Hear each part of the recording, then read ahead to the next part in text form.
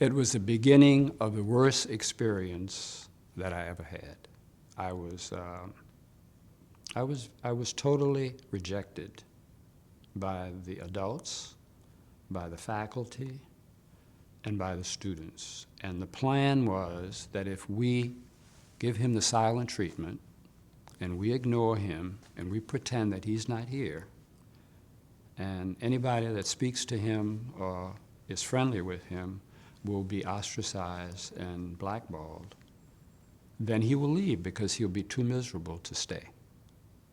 And I didn't go there expecting that to happen because I was always under the impression that there were good people everywhere. Not a lot of them, but you could always find somebody that had had different experiences. I mean, all these kids weren't from southern plantation families or had lived in the Deep South all their lives. So anyway, I was in the dorm under the stadium, and I was on the 3rd floor, and I had a room for 3 students. I was the only one in it. I was in the Air Force ROTC.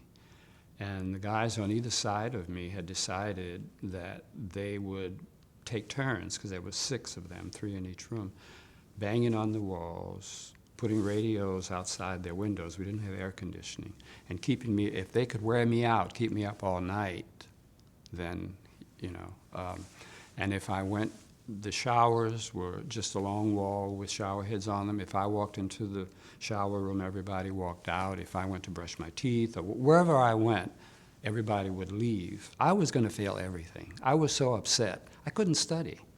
I couldn't think. I was just an emotional cripple almost. So he said, well, Norman will help you. He's a math major. And Norman did. He's an excellent teacher. And I set the curve on the next exam that I took.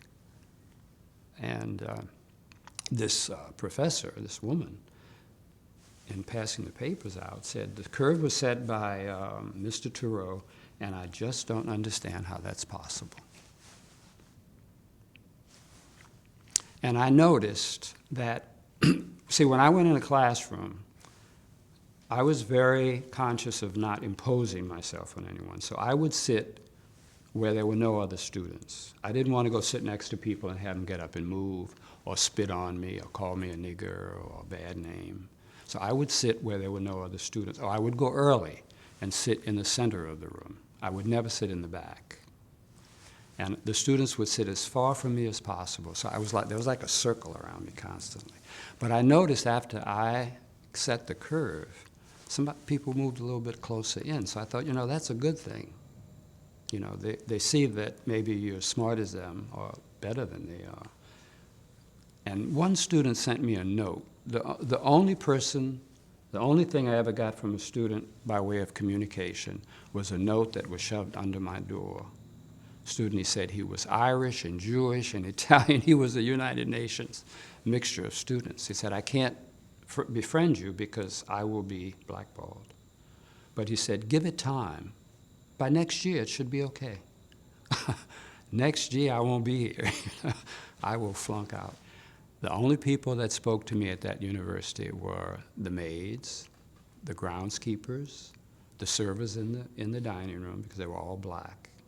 And I got more food than I could ever eat as I went through the cafeteria line. And I remember the women would say, honey, come on over to my house on the weekend. We'll take care of you. You don't have to worry about these people here. You just let me know. We'll take you to our house. So, you know, and I had friends at Southern, and I would go over to Southern and socialize. But the school I picked was LSU. I wanted to be there and to be a part of the activities.